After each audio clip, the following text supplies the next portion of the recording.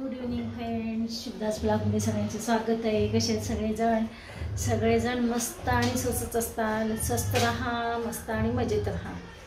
आता संध्याकाळचे वाजलेले बघा 6:30 पावणे 7 वाजले. पावणे 7 6:30ला मी जवळजवळ इकडे आले माझ्या घरी आणि फ्रेश झाले. तेव्हा पुढे दिवा लावला आणि आता इकडे बनवते मी चहा. तर चहा साखर टाकायचं राहिलेलं आहे आणि दूध तापवते. आणि मिस्टर पण आत्ताच आलेत कामावरनं ते, म्हणून म्हटलं चला अर्धा कप चहा टाकूया, चहा कप बनवूया. हे पहा इकडं साखर आणि चहा पण टाकते.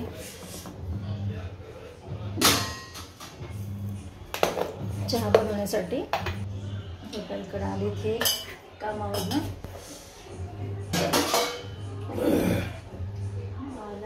आलं नाही, आल्याशिवाय चहा चांगला वाटत नाही. पण आता वेलची टाकते का काय, गवती चहा ना, आणा गवती चहा आणायला गेले. गवती चहाचं ना लक्षातच राहत नाही. सकाळी जर देवपूजा झाल्यानंतर तुळशीला पाणी ज्यावेळेस मी घालायला जाते त्यावेळेस लक्षात येतं गवती चहाचं. हे पहा गवती चहाचा चहा अजून उकळतोय. हे पहा इकडे आमचा गवती चहा टाकलेला चहा बनवला आहे. इकडे गवती चहा टाकून वेलची पण टाकली चहामध्ये. अशा प्रकारे ह्यांना आवडतो गवती चहा, मला पण आवडतो गवती चहा टाकलेला चहा. त्याचं म्हणजे चव खूप छान लागते. त्याला कसं पण जास्त उकळावं लागतं तरच त्याची चव चहामध्ये उतरते. चला असं हे पहा चहा कसा छान नाश्त्यामध्ये ती. आता पहा संध्याकाळची वाजलेले आहेत 8 आणि माझं इकडे स्वयंपाक होत आलेला आहे. फक्त भाजी कांदा बटाटा टमाटोची भाजी केलेली आहे, तर ती होत आलेली. आणि सासूबाईंना आता वाढती जेवायला. आणि उद्या आहे बघा वटपौर्णिमा. वटपौर्णिमाचं वडाच्या पूजाची पूजा, वडाच्या झाडाची पूजा असते. तर उद्या खूप जण जातात, सगळेजण म्हणजे खूप जण जातात तर पूजा करायला वडाच्या झाडाची. पण मी ना घरातच वडाचं कागद आणते, ते लावत असते किंवा फांदी आणून घरीच पूजा करत असते. कारण का इतके वर्ष तर पार्लर असल्यामुळे ती सवयच पडून गेली की पार्लर असल्यामुळे मी घरात पडदिशी पूजा करायची आणि ब्युटी पार्लर असल्यामुळे मग ते ब्युटी पार्लरमध्ये जायची. तर ती रुटीनच पडून गेलेलं आहे आणि घरी पूजा करते. माझ्या मुलीला पण, दोन्ही मुलींना पण वेळ नसतो बाहेर जाऊन पूजा करायला, तर त्या पण घरीच पूजा करतात. वडाचं हे आजकाल कागद मिळतो तो, तर वडाच्या झाडाचा, तर त्याची पूजा करायची. तर असं मैत्रिणीनं किती जण अगदी मनापासून पूजा 7 जन्म हाच नवरा मागतात सांगा बरं. किती जण कमेंट्स बॉक्समध्ये नक्की जरूर लिहा की किती जण अगदी मनापासून वडाची पूजा करतात की 7 जन्म हाच नवरा मिळावा. ते नक्की, कारण का प्रत्येक जणांना काही ना काही जीवनामध्ये दुःख आहे आणि सगळेच नवरे काही सुख देतात अशातली गोष्ट नाही आहे. चला असं तर आहे उद्या वटपौर्णिमा. हे पहा इकडे मी बनवलेली आहे भाजी. तर सासूबाई वाट बघत असतील माझे, कधी एकदा वाटती सुनबाई जेवायला. चला तर सासूबाईला वाटती जेवायला. गुड मॉर्निंग फ्रेंड्स, आज आहे बघा वटपौर्णिमा. वटपौर्णिमेच्या माझ्या गोड बहिणींना सगळ्यांना खूप खूप शुभेच्छा. आणि यूट्यूब फॅमिलीवरच्या सगळ्या लेडीजला खूप खूप शुभेच्छा. आज आहे वटपौर्णिमा. तर बघा मी आता पूजा तुम्हाला मी सांगितलंच, मी घरीच पूजा मांडत असते. तर मी सामान आणायला सांगितलं होतं, माझ्या छोट्या मुलीला प्राजक्ताला आणायला सांगितलं होतं. मग तिने घरी सामान आणून ठेवलेलं आहे. तर आता ते सामान आणायचं म्हणलं की आम्ही काय करणार आहे, विराजला स्कूलला सोडायचं आहे. तर विराजला शाळेत सोडून मग ते सामान आणून मी आणि माझी मोठी मुलगी घरीच्या घरीच पूजा मांडणार आहोत, पूजा करणार आहे वटपौर्णिमेच्या. तर बघा आता माझं सगळं हे पहा, किचन ओटा थोडं बऱ्यापैकी मी पुसलेलं आहे, जास्त नाही. आता हे बघा, हे पहा मी इकडे तोंडल्याची भाजी चिरून ठेवली, तोंडल्याची भाजी करणार आहे. पोळ्या झाल्यात माझ्या, सकाळचे वाजले बघा 8 वाजून 10 मिनिटं झालेले आहेत. आणि बघा इकडे शेवग्याच्या शेंगा पण उकडलेत. माझ्या नातवाला विराजला ना शेवग्याच्या शेंगा आवडतात, मिठामध्ये उकडून ठेवले आहेत. आणि त्याला ना ते वरणामधला शेवग्याच्या शेंगा फार आवडतात. परवा दिवशी असंच झालं, मी त्याला घेऊन गेले ना, तर शेवग्याच्या शेंगा त्याने आवडीने खाल्ल्या.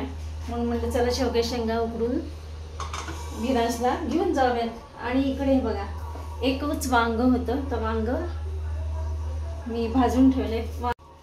तर बघा वांग्याचं भरीत पण करणार आहे आणि ही तोंडल्याची भाजी करणार आहे. तर मी पहिलं शेवग्याच्या शेंगा काढते आणि त्यामध्ये भाजी बनवायची. मला आता भाजी टाकते. चला तर मग आज बघा खूप जणांचा उपवास असतो, खूप महिलांचा, खूप ताईंचा उपवास असतो. त्यांच्याकडे प्रथा असेल, आमच्याकडे उपवास नसतो. आमच्याकडे जोपर्यंत पूजा झाल्यानंतर जेवायचं असतं. वटपौर्णिमेची पूजा करायची आणि जेवायचं. आणि आंब्याचा रस पण बनवतात खूप जण, म्हणजे प्रत्येक जणांकडे बनवतात. काही जणांकडे पुरणपोळी असते, पण आमच्याकडे मी काय आज आंब्याचा रस बनवणार नाही आहे. हे पण आहेत, हे पण नाहीत खायला. आणि आम्ही आता आंबे आणलेच नाहीत, बंदच केलं पावसामुळे ना. पावसामुळे आंबे नाही आणले, फक्त पूजेपुरतेच 2 आंबे आणायला सांगितले मी माझ्या प्राजक्ताला. चला असो, मी आता तरी मी एक गोड पदार्थ करणार आहे, बघूया मला जमते का. तुम्हाला मी दाखवेनच काय करणार आहे ते. तोपर्यंत इकडे मी भाजी करून घेते. भाजी हे बघा, गोड काय ते करावं म्हणून मी आता करते आहे बघा, कणकेचे गुलाबजामुन. आता बघा एवढे 2 वाटे मी हे घेतलेले, गव्हाचं पीठ घेतलेलं आहे आणि तूप. हे पहा, यामध्ये थोडंसं तूप टाकून चांगलं भाजून घेणार आहे. हे पहा, तूप टाकून ना थोडंसं हलकंसं, म्हणजे लाल कलर, थोडंसं रेडिश कलर, गुलाबी कलर, ज्या मी तो कलर येईपर्यंत भाजून घेणार आहे. गव्हाचं पीठ आहे हे. आणि ही वाटी घेतली आहे, 2 वाटे घेतले त्या मेजरमेंटसाठी. आपल्याकडे आता काय करावं गोड, हे जर हा जर प्रश्न असेल तर म्हटलं चला आता एक मी व्हिडिओ पाहिला होता, तर गव्हाच्या पिठापासून गुलाबजाम छान झालेले होते. तर म्हटलं चला आपण ट्राय करून बघावा आपल्याला जमतं का नाही. कारण का आता काय गोड करा हा प्रश्न पडलेला आहे मला. चला जमलं तर उत्तमच आहे. त्यासाठी सामान बघा, हे बघा, त्यात काय मिल्क पावडर घालायची नाही, काही नाही. तर ही बघा साय काढून ठेवलेली आहे मी पिठावरची. आता बघूया, मी तुम्हाला स्टेप बाय स्टेप सांगेनच कसं करते मी ते. तोपर्यंत मी पहिला गव्हाचं पीठ भाजून घेते तुपामध्ये. हे पाणी एका बाजूला ना पाक बनवून घेणार आहे. पाक करायला ठेवते म्हणजे मला पटदिशी माझं गुलाबजाम तयार होतील आणि मला मदत होईल त्याच्यानंतर. का मला करायचं आहे नाश्ता बनवायचा आहे बघा. पोहे पण घेतले, भिजवून ठेवते पोहे. साईड बाय साईड आता चालू आहे माझं काम. हे बघा, हे पीठ गव्हाचं भाजून घेतलेलं आहे आणि बघा ही साय आहे ना, साय ह्याच्यामध्ये टाकलेली आहे आणि सगळे पीठ चांगलं असं मळून घेते. त्याच्यामध्ये तूप टाकायचं आहे अजून थोडं, 1 चमचा. हे पहा सकाळचे वाजलेले 9. मी हे बघा तुम्हाला दाखवते कशा गडबडीत मी बनवलेलं आहे. हे पहा असे झालेले आहेत गुलाबजामुन. थोडेसे म्हणजे हे झालेले आहेत, चिरा पडलेले आहेत. चिरा पडायला नको ते, पण चवीने चांगले झालेत हे म्हटले. देवाला नैवेद्य दाखवला आहे गजानन महाराजांना आणि माझं सगळं आवरलेलं आहे. सो आता मला जसं जमतं तसं मी पहिल्यांदाच केलेलं आहे गुलाबजामुन. चला तर मी आता सगळं किचन ओटा आवरून घेते. हे बघा आम्ही आता विरांशला सोडून आलो दोघी पण. आणि हे पहा यावेळेस आम्ही घरी पूजा नाही करणार, तर इथं वडाचं झाड आहे तिथे जाऊन पूजा करायचं ठरवलं. आता खूप वर्षांनी मी चालली बघा आता. आणि इथे सामान आहे बघा, मी काय काय सामानाची तयारी करते आता. उदबत्ती, धूप, अजून कापूर, हळदी कुंकू, सुपाऱ्या सगळं घेते आता मी. काय काय जसं मला आठवेल तसं. पाणी पण बाटलीमध्ये घेणार आहे. काय आता तयार पण व्हायचं आहे. विरांश स्कूलला गेला आहे, तर स्कूलवरनं परत येईपर्यंत आमचं सगळं व्हायला पाहिजे. चला तर मग आम्ही लागतो तयारीला. रसिकाला प्राजक्ताला बघा सुट्टी नाही. माझे लेकरं बघा, हे बघा किती ओढाताण होती. कामाला बसली आहे. विरांश स्कूलमध्ये सोडून आलेले आणि पुन्हा हे बघा कामाला बसली आहे. आणि पुन्हा पूजेला जायचं, घरातलं सगळं आवरायचं. खूप ओढाताण होती. काय करावा. पण बाईचे काय म्हणतात त्याला, बाईच्या जन्मालाच लावले का काय देवाने कुणास ठाऊक. हे सगळे सण वार, मुलं बाळ सगळं सांभाळून सगळे सणवार करायचे. पुरुषांना काहीही नसते यातलं. पुरुषांना आहे का बघा बरं असा कुठला सण की चला बायकोसाठी काही करतात. बायकांसाठी, आपल्या बायकोसाठी एखादं व्रत आहे किंवा एखादं काय आहे, आणि असलं तरी पुरुष केले नसते. चला मी इकडे लागते तयारीला जसं आठवेल तसं. हे बघा सकाळचे वाजले 11 आणि 11:15 झाले जवळजवळ. आणि आता बघा आम्ही तयार होऊन निघालो. रसिका कॉलवर आहे सध्या आणि प्राजक्ता येईल. आणि अशा प्रकारे मी साडी नेसली, रसिकाची साडी नेसलेली आहे. आणि इकडून चला तर वटपौर्णिमेच्या हे वडाच्या झाडाची पूजा करायला आम्ही निघतोय आता. चला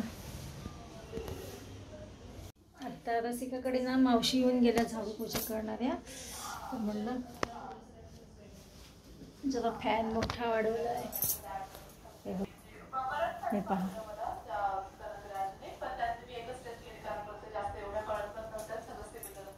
हे बघा विरांशी रूम. चला कधी होते असं तयार होऊन बसायला ना अजिबात आवडत नाही. पडदिशी चला तयार झालं, पडदिशी जाऊन आलं. चला ही पहिलीच वेळ आता बाहेर एवढं जाऊन यायची. आता काय तांदूळ घेते, अक्षता घ्यायचं राहिलेले. तर हे बघा रसिका पुढे निघाली. हे पहा मी ताट घेतलं आणि गाडीवर निघाले करून. हे बघा प्राजक्ता पण आलेली. चांगला होता रे तुझा. इथं वडाचं झाड इथे काढायचं असतं का?